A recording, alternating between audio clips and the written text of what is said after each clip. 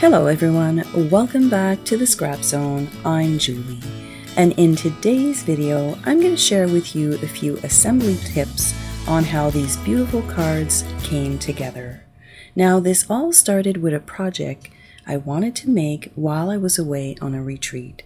I pre-designed it and then I assembled all of these little bits because it is time consuming. I added all of my bits in envelopes, and now I'm ready for the assembly. So you see here all of those cut pieces have been assembled, and this is a good way to keep track of your cards, especially when you have a lot of pieces. Alright, so I did 4 cards initially, and you'll see that during the process of cutting I included slimline cards and I changed a few things around. That's all part of the creative process, I think.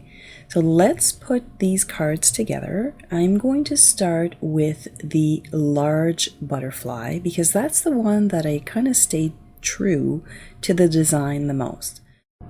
So I do take the time to line up my card and make sure that my corners are nice and flush at the top and bottom, and then I take my bone folder and I just give it a nice crease. I find that these base cards are really handy and it makes the process go a little faster. I'm also going to use my leftover stickers. I thought, you know what? Let's put these to good use, and I'm probably going to use them on the inside of my cards. So let's take out all of these little pieces right here. I've got a lot of pieces. They've all been cut. They've all been assembled. And I also did, on the card front base, I also did some ink blending using glacier ink. And I did go ahead and do that on all of my pre-assembly work, if you want, just to make this go a little faster. So I'm going to add my little frame right here. This butterfly cuts beautifully. Now it was cut using a black cardstock, and as you can see, it looks fabulous. So I did create a few little titles here. So this one says hello, and I'm going to put it right here so that I'm matching my design. I think that that looks cute. So all of these cards are also very generic, so they can be used for all occasions to bring a smile on someone's face. So we're going to go through this, and I'm not going to go through the entire assembly for all of the cards, just in case you're wondering, but I am going to show you a little bit of the process, only because when you have a lot of pieces, cut pieces like this, it does take a little bit of time. So you'll see me moving them around a little bit. You'll see me adding 3D foam tape, and it's all part of the process. So here I'm adding my title with 3D foam tape, and I know that this big butterfly is the star of the card. So he's going to tuck underneath those flowers, and those flowers were popped using 3D foam tape. So this one here is regular foam tape, and then this little yellow one here is just thin 3D foam tape. So you have a little bit of dimension, and you can easily tuck things underneath. So I'm going to add this to my card base, and I actually like working on a card front, only because if I mess it up, I'm not messing up my card base, and it also gives my card a little bit more stability and strength. As you can see here, I did stay true to the original design. I added my sentiment, just one extra butterfly, and for the inside pieces, I used my stitched rectangle die. I just find that that gives it a really nice finished look, and I'm going to layer it up with whatever cardstock I had left over from this project. I'm going to pop that right inside the card. Again, when you're adding a few layers to your card base, it just gives it a little bit more stability. I'm going to pull a few of those stickers. I think those look pretty sweet. And we're going to pop that right in the center, and that is card number 1. Again, I'm not going to make you watch me put all of these together, but I am going to show some highlights on how they did come together. So this is pretty good. Card number 1. And then card number 2 took a completely different direction. I will do this one, but a little bit later. All of these pieces here are actually part of a scrapbook page. So when you get these SVG files, you have completed scrapbook layouts, you've got completed cards, which was that butterfly, by the way. It was pretty much true to the original design. I did add a little bit of ink blending again, and this butterfly had to make another appearance because it is just so good. So I'm going to curl his little wings up just to give it a little bit of dimension. I know that they tend to flatten out a little bit when you put them in the mail, but once you take it out of the envelope, they will curl back up. Now here I've done this in hyperspeed, and I'm going to add all of those pieces, and you'll see that there is a lot of fussing when you've got a lot of pieces to play with.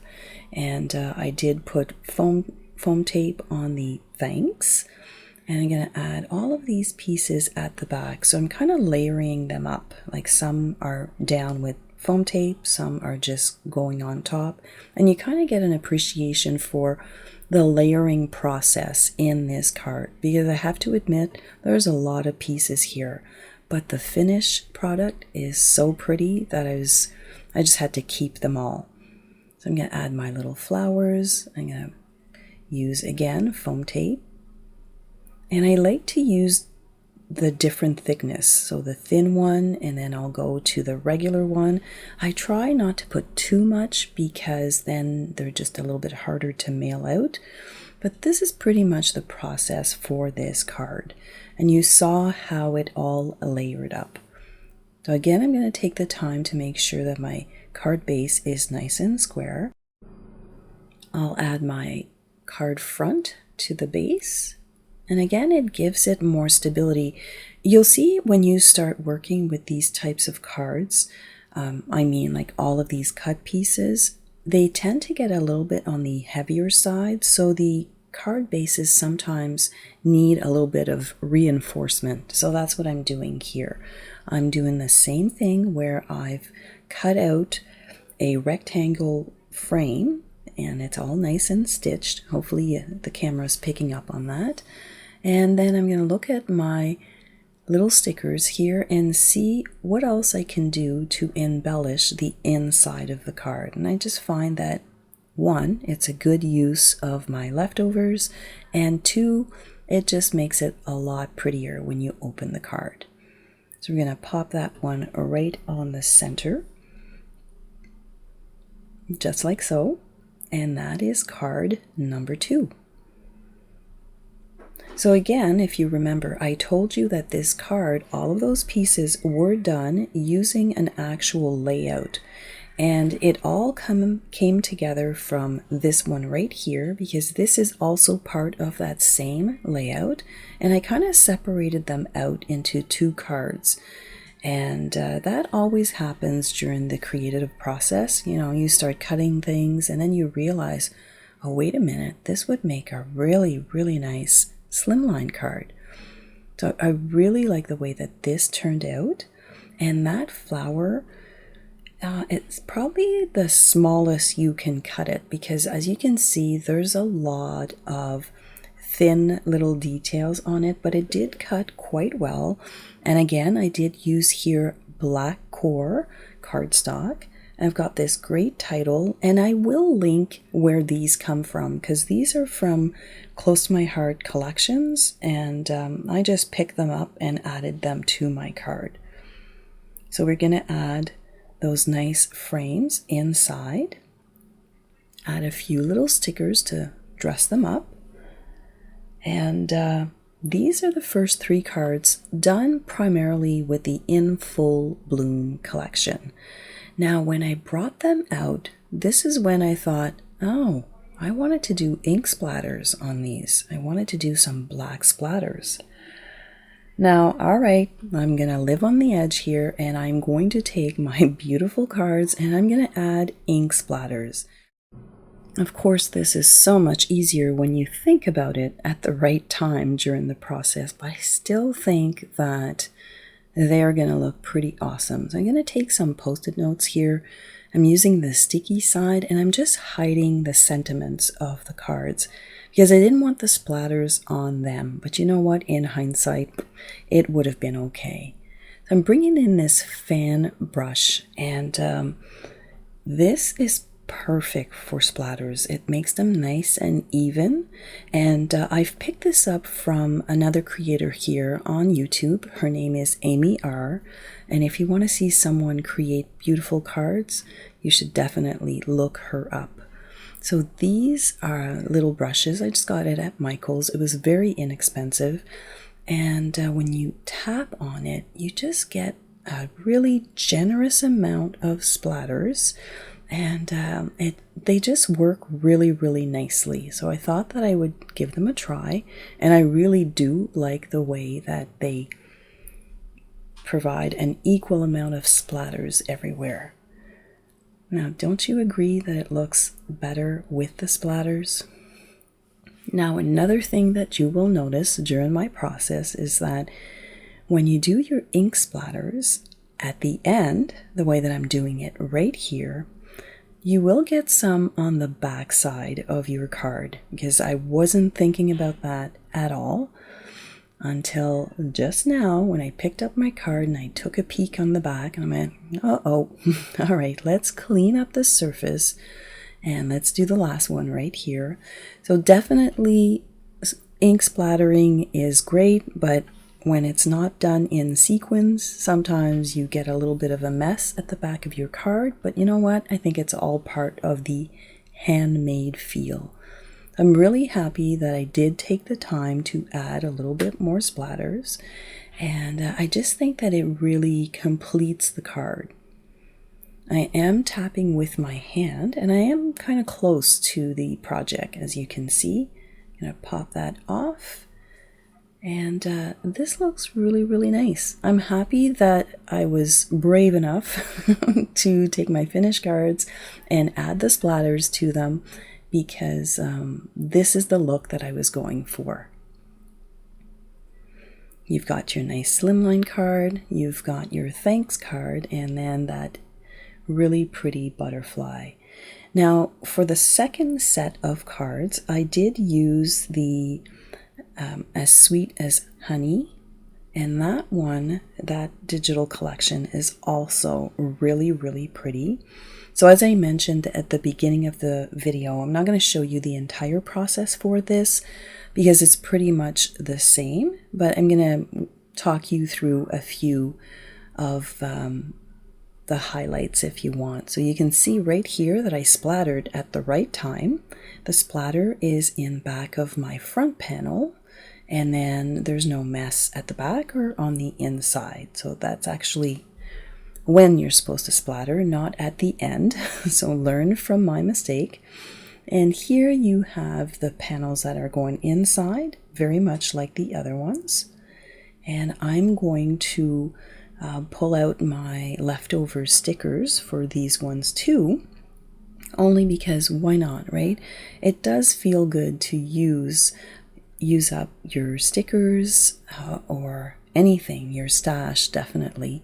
And this was great because this card right here, the background of it, I used a PML card from the As Sweet as Honey collection, and then I just built on it with my little bee. And the other elements of that card are from In Full Bloom. So this is where they collided, and I'm really happy that I mixed up both of those collections to create these really pretty cards. So this is one here that I made previously. So you've got those two cards, and then the one on the upper right hand side, I just kind of ditched it. And you'll see here that this panel for my Slimline card, I did use the fan brush again, and that was just too much splatter for me. Definitely there's the right tool at the right time. So this one here for me was just fighting with the background too much. So I went back to my tiny little brush, and you've heard me say this time and time again, the smaller the brush, the smaller the splatters. And you can see here that it gives a nice texture to the card front, but it doesn't take over the stamp image at the back. So you just have to be kind of mindful when you're putting your cards together, and make sure that your splatters, your stamp images, and your pattern paper, if you're using some, they don't compete. They kind of work together nicely. So I did mention that I did stamp that front panel, and I did use the As Sweet as Honey card making stamp set in shortbread. So let's take out all of those pieces, and I've got a little white base here, which is the true size of the card. And I thought, you know what, I could just put this directly on the card base. So let me get my card base right here, and we're gonna fold that over. But again, the card base is a little bit, like the cardstock is a little bit thin. And I understand why, because once you start building up on your card, you don't want your card to be too heavy.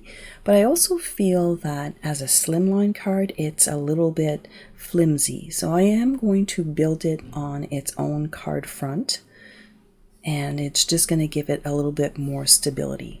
So we're going to set this to the side, and we're going to start putting this card together. And again, you can see my little splatters are at the back where no one's gonna know.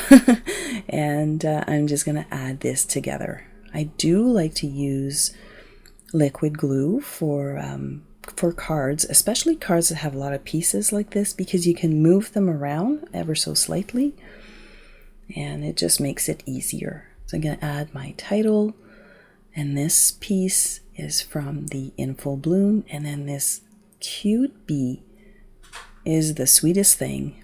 Although it's a bee, I usually don't like them, but I do like them in a card. So I'm going to add all of my pieces here. I've got those flowers, and this one here I just kind of removed everything and just kept the shadow of it, but it's a little bit big, and I was kind of fussing, okay, where am I going to put them on the card? And you know, the rule of 3, well, I did cut 2 of those, but it was just not working for this card.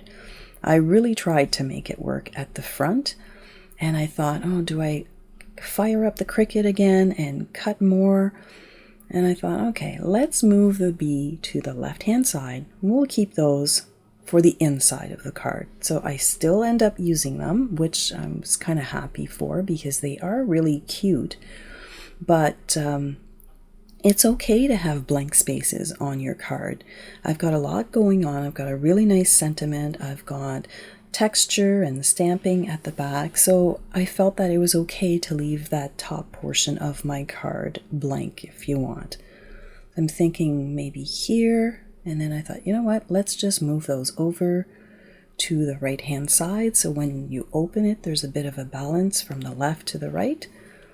So I'm pretty happy with that. So we're going to add that front panel to our card, and we're pretty much done here. So I hope that I've provided you with enough tips on how to play with lots of pieces when you cut them from SVGs, and just tips on how to not forget to splatter, and just making sure that your process flows very, very nicely.